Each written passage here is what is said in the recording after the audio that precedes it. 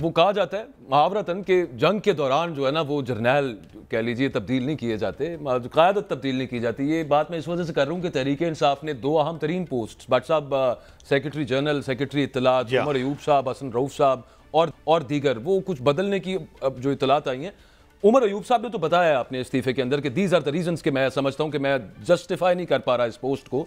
आपके पास कुछ और यार आपकी बात ठीक है, ये उनका ख्याल है। उमर साहब का कहना कि मैं रिजाइन कर रहा हूं, पहले भी 2 माह कबल दिया था, लेकिन मेरी इतला के मुताबिक उमर साहब से रिजाइन दिया नहीं, लिया गया है।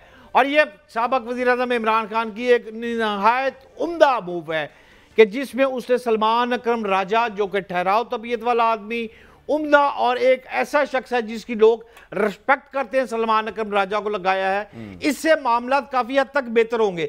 लेकिन अभी तक जिस बात पर अभी मैं जाऊंगा अजहर भाई से ये बात पूछने कि अजहर साहब, जो फड्डा पड़ा था 2 ग्रुपों में, अभी तक वो वहीं का वहीं चल रहा है, तो क्या इससे पार्टी में नुकसान नहीं हो रहा? क्योंकि मेरे ख्याल के मुताबिक उमर अयूब साहब, हमाद अजहर साहब, शिबली फराज साहब एक तरफ, आजम स्वाति और डॉक्टर जरका एक तरफ, ये 2 ग्रुपों में जो लड़ाई है ये कैसे रुकेगी? और क्या यही वजह तो नहीं इमरान खान के बाहर ना आने की? आपने सितंबर की डेट दी थी कि वो बाहर आ जाएंगे, वो बात तो पूरी नहीं हुई। क्या रुकावट है इमरान खान के फिर बाहर आने में?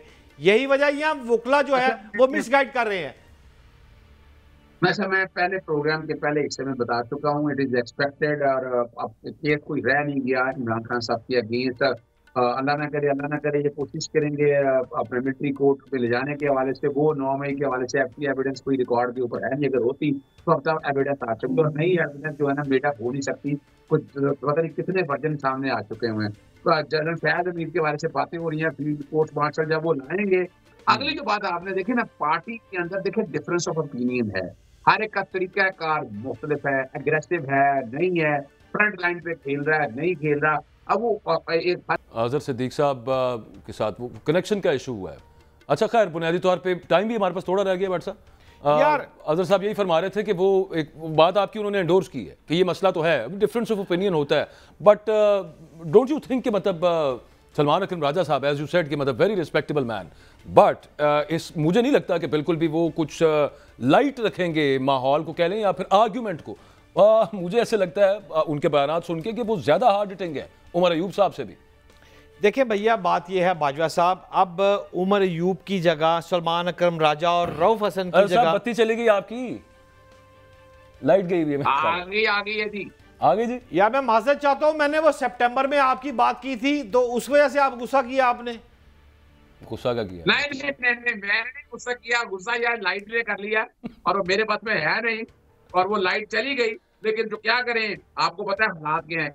अच्छा एक बात बता दूं आपको, उमर अयूब साहब का मामला जो है ना, सब पार्टी को हैंडल कर रहे थे बड़े अच्छे तरीके से, लेकिन क्वेश्चन ये है कि अग्रेसिव ना हो सके और चीजों को जिस तरह लेके चलना। पार्टी के अंदर डिफरेंस ऑफ ओपिनियन बहुत से लोगों का था।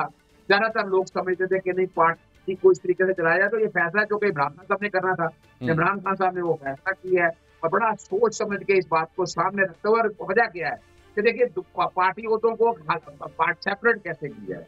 पार्टी वोटों में जो पार्लियामेंट मामला है ना, वो मामला ये नहीं है कि वो शिबली फलाल या बाकी वो पार्लियामेंट के अंदर मौजूद है उसको देंगे। और सलमान अकरम राजा जो पार्लियामेंट के अंदर नहीं है, तो उनको ग्राउंड के ऊपर, ग्राउंड लेवल के ऊपर मोटिवेशन के लिए, मोबिलाइजेशन के लिए। और एक बड़ा फायदा जो है जो कि वो वकील है, तो वकील को अरेस्ट करने के हवाले से, को हाथ डालने के हवाले से 1000 बार सोचता है। तो ये जब सर्टन रीजंस हैं मेरी, जो कि पिछले आप नजर गए पिछले 3 हफ्तों से मेरी इमरान खान साहब से मुलाकात नहीं हो रही थी। बुशरा बीबी साहबा से मैंने पिटीशन जो फाइल की थी इस्लामाबाद हाई कोर्ट में कमीशन बनाने के हवाले से, इमरान खान के चले ये मैटर्स तो सर आगे जिस तरह से चलेंगे वो हम देखेंगे।